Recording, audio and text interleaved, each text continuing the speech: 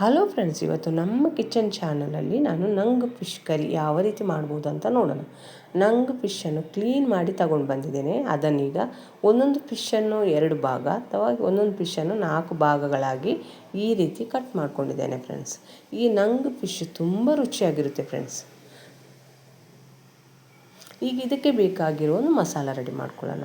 ಒಂದು ಬಾಣಲೆಗೆ ಒಂದು 10 ರಿಂದ 12 ಬ್ಯಾಡಗಿ ಮೆಣಸಿನ್ಕಾಯಿ, ಅದರಲ್ಲಿ ಒಂದು 2 ಗಿಡ್ಡ ಮೆಣಸು ಹಾಕ್ಕೊಂಡಿದ್ದೇನೆ. ಈ ಸಾರನ್ನು ಮಾತ್ರ ತುಂಬ ಖಾರ ಮಾಡ್ಕೋಬಾರ್ದು, ಯಾಕಂದರೆ ಫಿಶ್ ಸ್ವಲ್ಪ ಸ್ವೀಟ್ನೆಸ್ ಇರೋದರಿಂದ ಅದು ಭಾಳ ಖಾರನ ಹೀರ್ಕೊಳ್ಳೋದಿಲ್ಲ.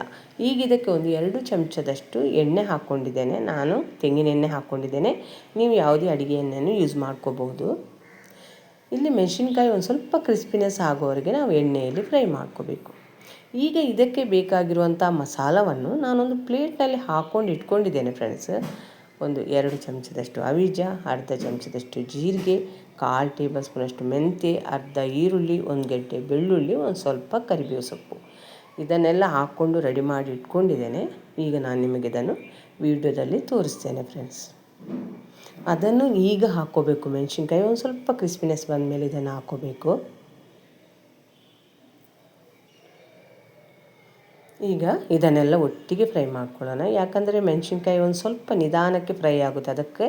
ಅದನ್ನೇ ಮೊದಲು ಸ್ವಲ್ಪ ಫ್ರೈ ಮಾಡ್ಕೋಬೇಕು, ಆಮೇಲೆ ಈ ಮಸಾಲವನ್ನು ಸೇರಿಸ್ಕೋಬೇಕು.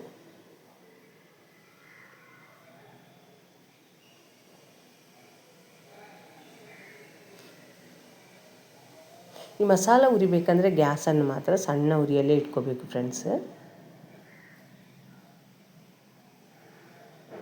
ಒಂದು ಸ್ವಲ್ಪ ಮಸಾಲ ಘಮ ಬಂದರೆ ಸಾಕು, ಗ್ಯಾಸ್ ಆಫ್ ಮಾಡಿ.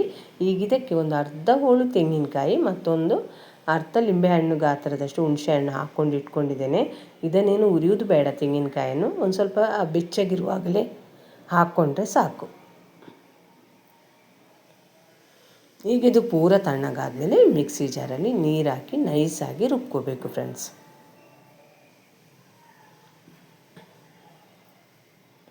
ನಾನು ರುಬ್ಕೊಂಡಾದಮೇಲೆ ನಾನು ಯಾವಾಗಲೂ ಫಿಶನ್ನು ಮಣ್ಣಿನ ಪಾತ್ರೆಯಲ್ಲಿ ಮಾಡೋದರಿಂದ ಮಣ್ಣಿನ ಪಾತ್ರೆಯಲ್ಲೇ ಇದನ್ನು ತೋರಿಸಿದ್ದೇನೆ. ಅದಕ್ಕೆ ಒಂದು 2 ರಿಂದ 3 ಟೇಬಲ್ ಸ್ಪೂನಷ್ಟು ತೆಂಗಿನೆಣ್ಣೆ ಹಾಕ್ಕೊಂಡಿದ್ದೇನೆ ಫ್ರೆಂಡ್ಸ್.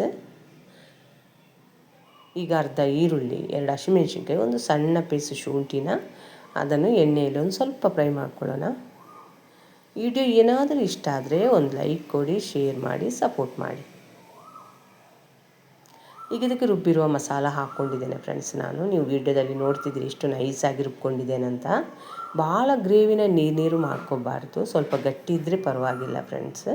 ಈಗ ಇದಕ್ಕೆ ಒಂದು 2 ಗ್ಲಾಸಷ್ಟು ನೀರು ಹಾಕ್ಕೊತೇನೆ. ಚಿಟಿಕೆ ಅರಿಶಿನೂ ಹಾಕ್ಕೊತೇನೆ. ಫಿಶ್ ಅಂದಮೇಲೆ ಅರಿಶಿನ ಹಾಕ್ಕೊಳ್ಳೇಬೇಕು.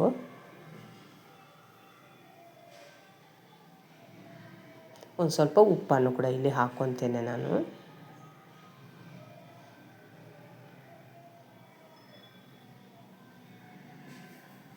ಈಗ ಮಿಕ್ಸಿ ಜಾರಿಗೆ ಒಂದು 2 ಗ್ಲಾಸ್ ನೀರು ಹಾಕ್ಕೊಂಡು ಅದರಲ್ಲಿರೋ ಮಸಾಲ ಜೊತೆ ಹಾಕಿ ಈ ನೀರನ್ನು ಹಾಕ್ಕೊತಿದ್ದೇನೆ ಫ್ರೆಂಡ್ಸ್.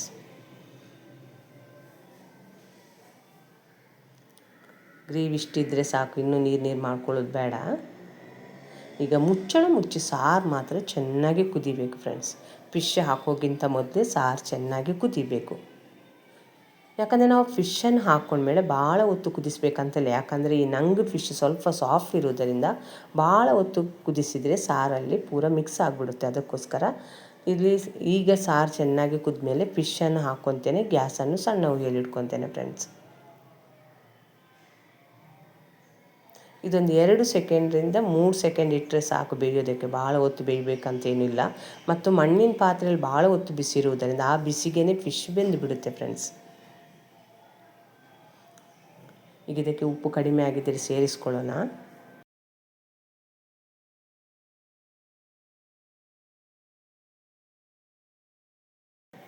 ಇಷ್ಟಾದರೆ ಸಾಕು. ಅದು ಗ್ಯಾಸ್ ಸಣ್ಣ ಉರಿಯಲ್ಲಿ ಇಟ್ಕೊಂಡಿದ್ದೇನೆ.